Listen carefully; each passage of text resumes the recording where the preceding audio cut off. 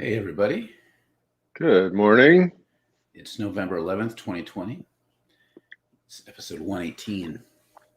Day 4 in the failed state. Mhm. It's, I don't want to go down this road very much, but it's also Veterans Day, It is which Veterans Day. it's always said Veterans Days are always proportionally sadder to how crappy society is. Yeah. I'll just leave it at that. Um, but yeah, we should introduce ourselves. I'm Mark Van Stuyck. I direct the Center for Prophetic Imagination. I'm Daniel Wolpert. I direct MICA, Minnesota Institute of Contemplation and Healing. Ron, glad you like the intro. Another shout out to Max Wolpert, Sarah Hubbard There you go. for Man, I love that new intro. for putting the music together, and It's to nice. Mark Van Steenwyk, our visual director and producer. Yeah. I had nothing to do with any of it, so It's just I love that we say this all the time, but I feel so much hope when I hear that. I We have to know. inject a little bit of hope before we rip it away. So it's a Yeah, perfect contrast. But then we close with a little bit of hope too, It's because you like get to taking hear your at the end. it's like your Soma pill, things are gonna be okay. Yeah. Speaking of Soma pills, which is a reference to the Brave New World, where people take these happy drugs, we're talking about the prophetic movements. And Yes. so I direct the Center for Prophetic Imagination, and so we use the word prophetic in a very different way than what I think most people experience in the United States, given that one of the Yeah. predominant Christian expressions in the U.S. and around the world is Pentecostalism or the Charismatic movement, and within Right. those movements, you have people who uh, claim to be prophets who speak on behalf of God about what's going to happen. So they're predicting the future. And a bunch Yeah. of them prophesied that Trump would be president. Right. And one of the big jumping off events that inspired this episode, of course, was this very exciting prophetic charismatic moment where this woman, I'm blanking on her name now, Is it Paula White? Paula something. Paula Yeah, that White. that sounds about right. Paula That sounds White, that who's appropriate. who's very white, um, prayed that angels from Africa would Mhm. come and deliver the election to Trump, I don't. which has so many levels of problematicness to it. What is it about African angels? Like I haven't really investigated this. Like I used to, so when back in my day, when you'd cast out demons, sometimes you'd call upon different angels for Hmm. support, and then you'd cast demons out to the arid places. Like there'd be all kinds of things. So, but I've never heard of anyone specifically saying, "Ah, Zelzebor from Antigua, come forth." Like I don't know, whatever they. I don't know. I should have Right. watched the clip to be more informed before this, Yeah. this episode. Well, But and of course, this generated all kinds of appropriate both wrath and mirth from particularly my black friends and colleagues, and there were memes like, wait, African angels are black? That was one of my favorite ones. you know? But yeah, I mean, this phenomenon of the speaking in tongues and the spirit thing is very, very interesting. I do not come out of this background at all, either from childhood or since I've been involved in Christianity. And I told Mark that I would tell my one really hilarious speaking in tongues experience, which in the mainline world. So there's this nationwide project that I was on staff of called the Youth Ministry and Spirituality Project. And so we were working with these churches from all around the country. And one of them was a Presbyterian church from Opelika, Alabama. is One of that my real? favorite names. It is totally real. Yeah, Opelika, Alabama. That just has so many beautiful syllables. I know, it's great. And um, so as part of this project, we were inviting pastors, youth ministers, lay leaders who were involved in youth ministry to come to learn about spiritual practices and different things. So the wife of the pastor came several times, and this woman was what we would call a big woman. I mean, she was like 6'3", 280, and she could have played like line for, the Alabama football team. This woman was big. And so we're in the chapel service and we're having silent prayer time, right? So we're having silent prayer time. We're all sitting there. And suddenly this woman starts to stand up. And she stands up. She's got her arms up, outstretched. And she starts speaking in tongues. And here are all these mainliners who are not used to this at all. Just terrifying. Just freaking out. And actually, it was all I could do not to break out into hysterical laughter because it was so funny. But then she did the thing of where not only she spoke in tongues, but that she then interpreted it. Yep. So she's, going off and Beelzebub language or whatever it is, some form of Elvish or something. And, and then she starts lecturing, translating this. And then after a while she gets done, she sits down. Yep. Yeah. But I always felt like I was always too much of a literalist for my Pentecostal church, because I always thought, you know what? Someone else should be doing that interpretation. Otherwise, how do you know? And so that's what we were all saying afterwards in the staff. Like, wait a minute, doesn't it say in the Bible that somebody else is supposed to interpret it? We were sort of all confused. But even still, let's take that as, to me, tongues plus interpretation is like an inefficient way of just prophesying directly. Different gifts, that to me, the whole point of someone else interpreting tongues, if you believe that, which actually I kind of still do. I just feel like we have the wrong Pentecostalism is the wrong container for those things, because it's become, and at least in the United States, become too tied in with authoritarianism. But let's say what she did was accurate. Like, then you test it, right? This is the whole thing. Like, well, we have to test it by its fruits. So here now we have this situation where I don't know how many thousands of people prophesied Trump was going to win. He didn't. And so now, instead of people being like, wow, I was wrong, I'm so sorry, I need to question my integrity, it's like the things I've seen are, I was deceived by the devil. Okay, that one yeah, I can go with that one. The other one is like, no, he did win. This is proof that the Democrats are fraudulent. It's because God's not wrong, so the Democrats are wrong, and they're trying to steal the election. And then even my favorite is like, you know what, though? This stealing of the election is part of a diabolical plot. And to me, there's a reason I like that last one in particular, from the realm of just being curious and interested, is because it clicks right into QAnon. Diabolical plot, QAnon, it adds another whole layer. And so we get the full smorgasbord of conspiracy wackiness. Yeah. And I guess my thing about this, well, maybe we got a lot of good comments coming in, so maybe we'll jump to that first. It's always good when the comments come in early. Yeah, just going back to CK, the comment about Veterans Day, we're all soldiers in the war against oppression, so technically, yeah, it's every day is Veterans Day in the Lord's Army.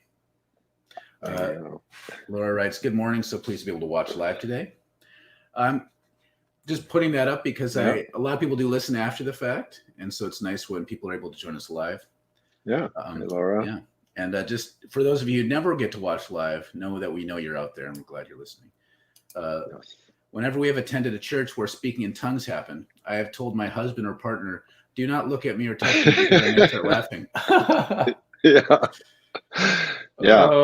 It is awkward. Like, even in my most Pentecostal of times, I recognized it was awkward. I felt bad for people. And I always felt bad that there was not more work done explaining and helping people feel comfortable. It was almost seen as like the more outlandish the church could be and the more shocking it was like more proof that the Spirit was there, which is not very pastoral to me to frame it that way. No. Con writes, I speak in tongues. I'm just not fluent. Little squinty tongue emoji. There you go. I don't know how to mimic that. Adam writes, the beautiful thing is that it really was angels of Africa, Southern North Africa and Central South America, who rushed to the aid of the United States. Right. I can be on board with that. Thank you, angels from other places who care about us as the people of the U.S. Well, and I think he sorry about literally like all the black people that voted and I see. Biden. Yeah. That works too. It works on all the levels. Fair Yeah, enough. and that's what was the bizarre paradox of this comment, right? That yeah, I mean the people of African descent were the people that in many ways delivered the election for Biden, and so it just made this praying right. I mean, why would angels? You have to ask, right? Like, why would angels from Africa want to help Trump, right? I mean, that was sort of the absurdity of this whole thing. I think there's kind of like, I don't know, just trying to channel my thinking from my younger days. I think there's some racism in there, and this is how it is. Angels in the most demonically oppressed places are the most strong and able to do warfare. And so I think calling specifically on African angels is a way of saying they have to fight the greatest darkness. So it's racist. So you call upon the big beefy angels. So like, there's no way that it's not just all the way. It's racism all the way down. Right, racism all the way down. Yep. Jeremy writes, all the prophecies I've seen of late are that Trump is still going to win. Same. I've seen some of those. There's a lot of those. This is simply a test of faith to weed out the unfaithful. Yep. Yeah. Well, and see, so this is one of the very, I mean, this to me brings up the interesting point that I'm fascinated by with this speaking in tongues thing, and I was asking Mark a bit about this before we got started. So, if I start making unintelligible utterances, and I then say this means X, Y, or Z, it is immune from proof. Yeah. Right. It's immune from proof. And so, I like this woman that stood up in the service and then told us what this all meant. So you are now taking something, and of course this has been a big criticism of scripture and religion. Every atheist says the same kind of thing about the whole deal of religion. So you're taking something that is immune to any kind of outside scrutiny, and you're saying, this is God. I'm speaking for God, and you just have to believe me because there's no way of knowing if that's true or not. Not only is there no way of knowing that this came from God, but there's not even any way of knowing what I said, right? I mean, somebody can interpret, but that doesn't mean anything. I mean, I could interpret too. I could just make some stuff up and say whatever I wanted to and say, well, that's the interpretation. Yeah. And so this is where, to me, as a spiritual practice, I mean, I don't know, what was going on back in biblical days when this got written about. I don't even know what people think is going on when it happens in modern times. But this is one of my biggest concerns about this, is any sort of legitimate spiritual practice, is that it is completely open to fraud, right? I mean, that you really have no way of, from the outside, making any sort of assessment about it. And I think that's why, and I think one of the comments will get to this, I think that's why this fits so beautifully with all this conspiracy theory stuff, because that's the same thing, right? Is that I just make stuff up. I just say all these things, and that's what Trump is doing, right? He's just saying over and over and over again, there's fraud, there's fraud, there's fraud. But there's no fraud, and there's no evidence of that. But, it's this phenomenon of you say something enough, people start to believe it. This is the thing. Like, okay, so I'll try to not nerd out too much about Pentecostalism here, but there was a movement in the 90s, which is when the Vineyard Church movement was kicking in. And nowadays they're just as conservative as anybody else, but they were very progressive amongst the evangelical charismatic Pentecostal world at the time. because John Wimber, who started that movement, came from Quakerism. So Quakers, if you gather together in silence and somebody says, I think God might be asking us to do this, then the assumption is that the gathered community discerns that, right? And so Well, it's a non-authoritarian way of understanding discernment. Pentecostalism has embraced an authoritarian way. So instead of, this is why this episode is called Thus Saith the Lord, because the idea is someone says, Thus saith the Lord, and it's taken as authoritative unless you can prove otherwise. Part of the movement that happened in the 90s from some movements, and it didn't stick, was just, I remember going to a meeting and they said, well, if you're going to prophesy, you should say, this is what I believe this God might be saying. And you submit it to the body for discernment. That doesn't happen with these groups. And so this authoritarianism that cannot be proven or disproven, it does work just beautifully with fascism. Like if you're going to supercharge fascism, you throw some prophets in there and it's great. Yeah. Well, and to say a little bit more about the history of Pentecostalism and why this bizarre movement to Pentecostalism and fascism is a very strange kind of trail for this to have taken, right? Is that Pentecostalism began in South Central Los Angeles, right around the turn of the 20th century, and was essentially a liberationist movement. And so it was this idea that, oppressed Black folks could be freed from the oppression of America by direct access to the Spirit. And very so, mystical in the best sense of the term, that instinct. Yeah. I mean, very mystical, very, progressive, very much, as I said, a liberationist movement. And now here we are, about 112 years later. And it has become, the vanguard of fascism. And I do think, though, that is rooted in this inability to actually assess what is going on, right? Because it then becomes this very great tool of a fascist movement, right? Is because from the outside, it becomes impervious to any sort of reflection. Yeah, it's one of my greatest laments because, like, I tell people this sometimes. People don't often know. They're like surprised if I say, "Well, in some ways, I still think of myself as a charismatic." I don't think I ever left the charismatic church. I think it left me because all this stuff, I just believe things too much. Like I believe that these sorts of things are supposed to be about a community discerning together to become stronger, and that the authority of the Spirit, whatever that means, can come up from anywhere within the community. The idea that there's an authoritarian one that you have to listen to is so antithetical to what Paul was talking about and what I think the spirit of like the Azusa Street Revival or any of these great mystical movements are about. Mm-hmm. And so that there are not liberationist Pentecostal churches in the United States and generally around the world, Pentecostalism still leans towards this side of authoritarianism, even though there are great exceptions. Very few out in the United States.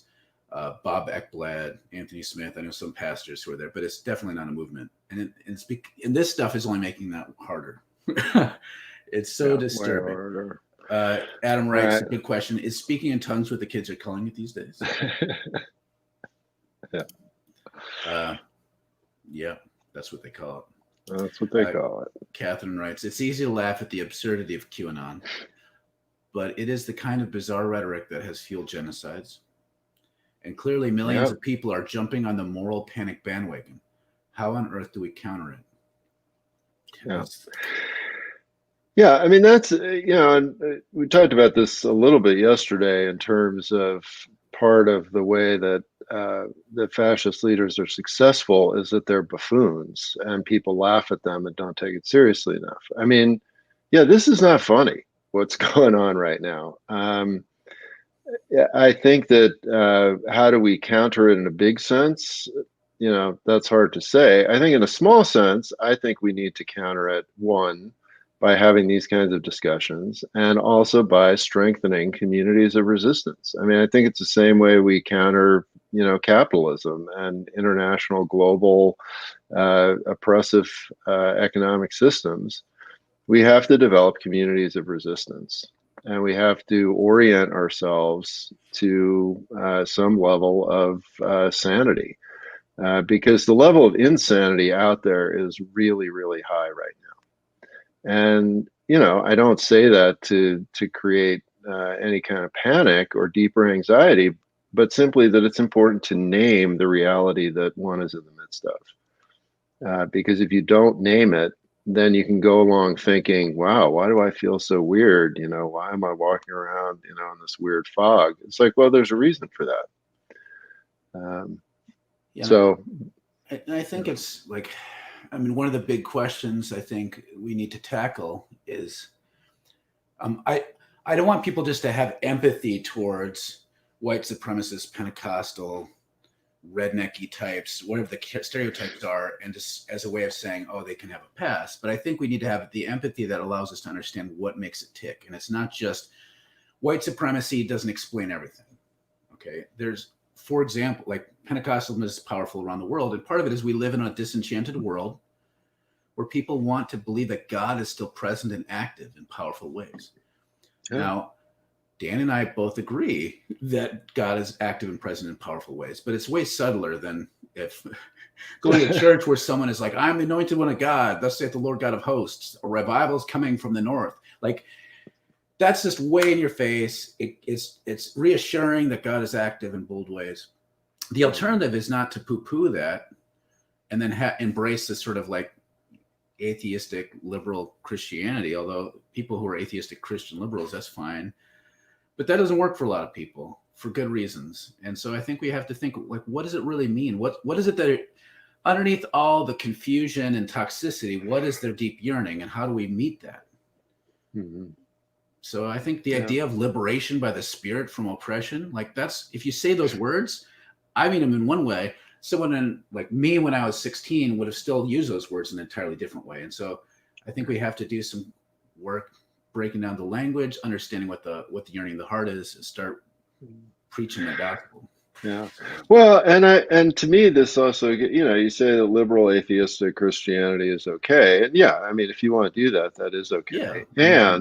And though, I do think that we need to critique those churches and basically say, look, not only are you sort of anemically atheistic, but you're just anemic all the way around. And, and that's part of the Pentecostalism, right? Is this feeling and sense of power.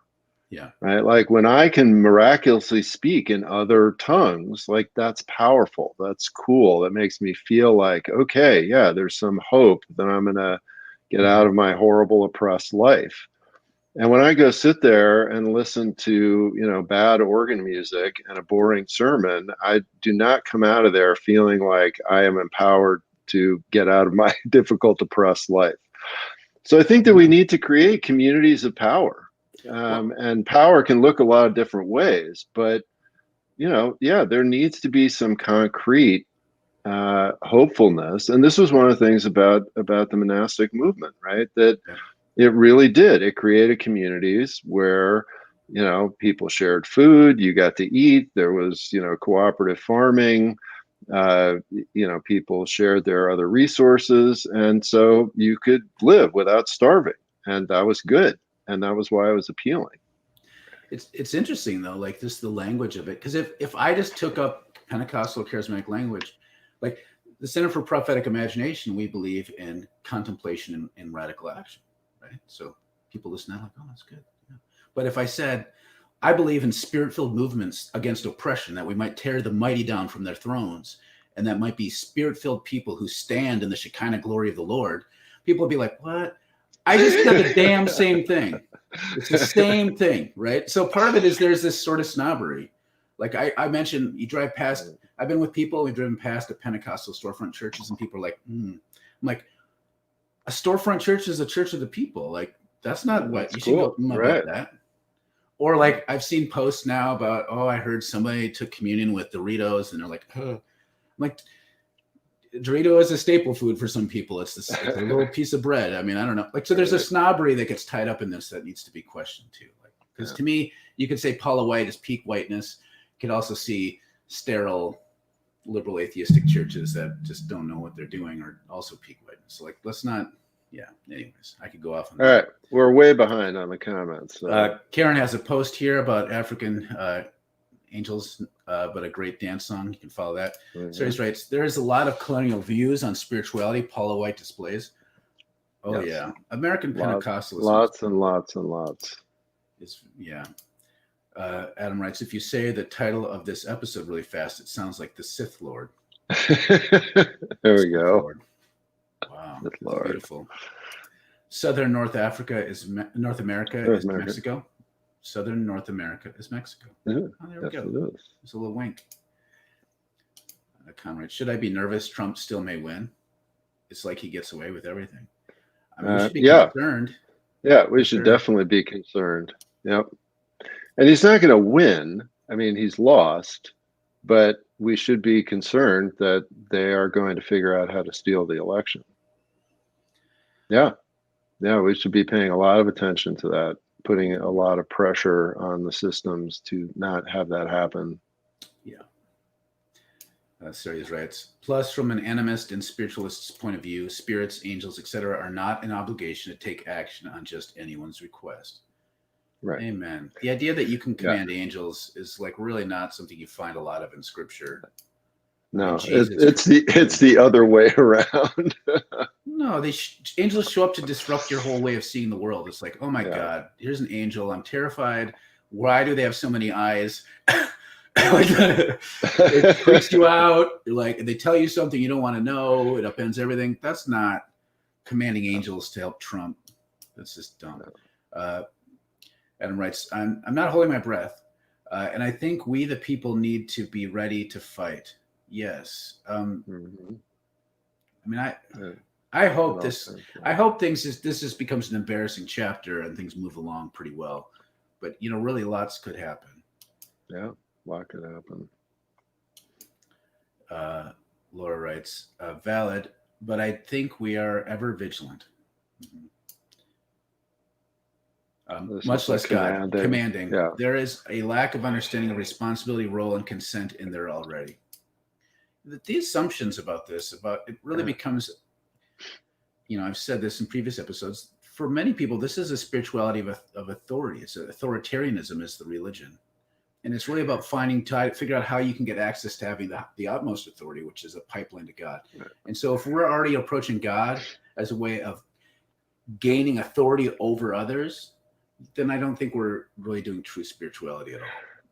Well, and it's also a reversal of authoritarianism, right? So it's saying that as Sirius is pointing out, it's saying I have authority even over angels and God, right? Like I can tell the mystical world what to do. I can also tell all of you what to do, right? And so it's a total perversion of a healthy order of authority. It reminds me of all those stories about Hitler going around the world to gather occult items, like the Spear of Longinus and stuff, right? Which is just much more like it's artifact based, whereas Pentecostal is not so much artifact based. But it's still like this sort of I'm going to gain the power through these esoteric means to have dominion over others. Right. Connie writes, according to two women I knew at the time, I had to speak in tongues before I went to seminary, or I would not be able to get through all that would be taught in seminary. Okay, well, you proved them wrong. I was told that when I went to seminary, I'd lose my faith.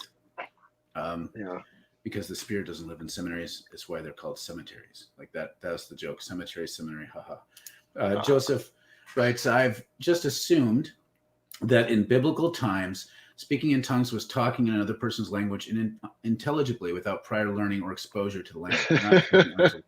Well, that's true. The people argue about this, but it's speaking of the tongues of men or angels. So sometimes, right. And this is the ultimate out, is if you're speaking in a language that no one's ever heard of, it's like you can say it's a dead language, it's language of angels.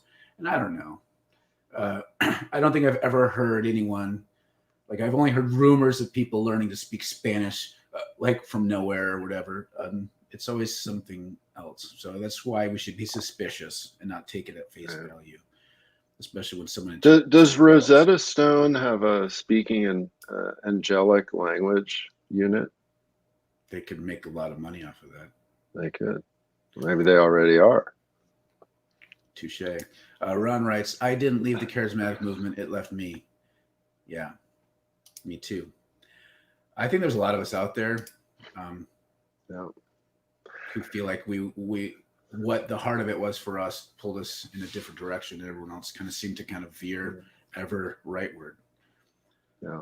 Well, and you know, and as we're talking about, this really is an issue of when we talk about spirituality and our relationship to the spirit, right, which is this invisible intelligence, this non-material intelligence. What is it that we're talking about? I mean, I think, and that's a very important question, and that's, you know, it's something that I've really devoted my entire life to, and that so many people over thousands of years have done the same and have talked about. And that's where this question of discernment and what are the teachings and what are the multitude of practices and how do we really come to understand what we're talking about, right? Because anytime we invoke something that's invisible, uh, I think we need to tread very carefully and lightly because we may have absolutely no idea what we're talking about, including that we may be talking about nothing.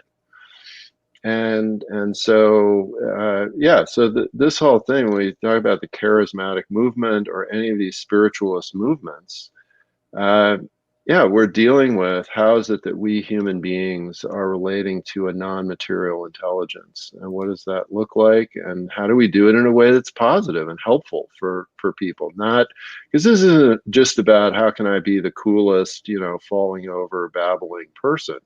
It's like, am I actually being helpful to humanity or not? That's the bottom line. Yeah, it's like what are the discernment questions we're going to ask? Does it help us become more loving? Does it make us more mutual? Does it help us look more like Christ? This comment here from James, like court prophets are not trustworthy. Even those in authority know they are lying.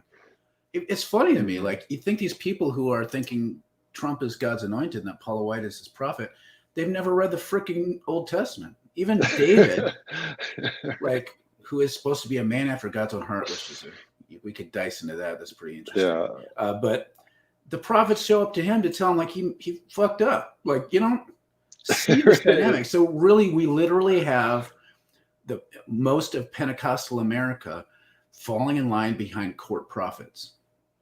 Yeah, and empire. They don't have an empire, and they don't have a way of discerning it because it's about having authority and truth as something you grasp, rather than the spirituality of Christ that doesn't consider equality with God something to be grasped, right? Where it's about the fruits of the Spirit are these things: patience, kindness, love. Like those are the fruits of the Spirit. You don't see that coming out of Trump. No. So, well, and the entire book of Jeremiah is about this, right? It's sort of the dueling prophets. You know, you have Jeremiah and you have the court prophet, and the court prophet is just like the Trump prophets. They're like, "Hey, king, you're doing great. Everything's fine. You're going to be wonderful. You know what you're Israel doing. great again. You're going to make Israel great again. All that screwing over the people, like that's going terrific." And Jeremiah is, you know, slogging through the mud with an iron bar wrapped around his neck, going, "No, you know what? You guys are all toast." And he was the one that was speaking the truth, and the court prophets all got, you know, put in chains and hauled off to exile. So. Adam writes, here we are again at how imagination, critical analysis, and discernment under attack and have been for some time. These are the tools of resistance, agency, and protection from fascism. Amen. And to me, religion that should serve in a lot of these, it should be about discernment and analysis and not be enemies to those things. Bill writes, there's a great Facebook group called Pentecostals for Peace and Justice. Yep. They stand against the authoritarian, charismatic Pentecostal move. Cool. Saith writes, we need eminist thinking, original system ecological thinking, and in Pentecostalism, mysticism. Without that integration, a lot of spiritualism gets co-opted by oppressors and colonialism, just like New Age movements, Pentecostalism, etc. Well, and even just saying that, like it shows the colonial thinking of Pentecostalism. If you start talking about animism positively, I mean, you see this all the time. That's what demonic means to most Pentecostals is that, rather than saying demonic means having too much power or calling colonialism demonic or even slavery. Like they want to call the religion of the slaves demonic, not the religion of the slave owners demonic. And that's the problem right there. Faith writes, submissiveness is one of the highest values in the charismatic movement. Anyone who Disney's is labeled with a demon. I think maybe denies that. Okay. Dissents. Yeah. Dissents. Yeah. Autocorrect. I mean, there's a lot of people talk about Disney being demonic too, though, so that kind of works. God is active in powerful ways, and Jesus is black. The latter should reframe the former for folks. You say that, and it's amazing when people lose their damn minds. So whatever little minds they had left. Yeah. We should send a copy of James Cone's God of the Oppressed to every Pentecostal church in America, and then staple the pastor's eyes open and make them read it. Maybe not literally staple it. Have the Spirit open them. Yeah. Command the spirits in the heavenlies to hold open their eyes so they might see the truth. It's like that. Yeah, anyways, I could go off on that. Series writes, being spiritually gifted does not guarantee having depth of character by any means. Herod tried to use astrologers, magi, who turned on Herod. CK writes, but don't you think that some of this is just theater? Some of these big players and all this is just men making money at the expense of the ignorant? Oh, yeah. There's tons of that in religion. Yeah, there's a lot of that. Tons of that. Adam writes, and here we land again and how... Oh, we already saw that one. Oh, we already... I came up twice. Okay, here we go. Walter Wink's work is much needed at this time. For those who haven't read Walter Wink, William Stringfellow is another thinker who talk about the principalities and powers, reframe how we might understand demonic reality in a way that's more socio-political, but still takes the New Testament seriously. Good stuff. Adam writes, the idea that you can control an army of angels should reveal the true nature of a religion for everyone. We have seen this revealed time and time again, this evil sort of magic and intent that should tell us the God they praise is not the God they say it is. Think about bulldozing ancient burial grounds and building highways through areas of power, and it's all justified by the religious superiority. Whether you take this literally or not, I think it is something religious folk. It trails off from there. I need to think about. Yep, it's great. Final word from James. Prophets are supposed to speak truth to power, not for it. Boom. That's right. All right. Closing sentiment. Well, thanks everybody. Great comments, great conversation, and we'll be back tomorrow. Are we talking about putting what it means to put Biden's feet to the fire? Yes. Now we're going to roast Biden. We'll have a good conversation. All right. Bye.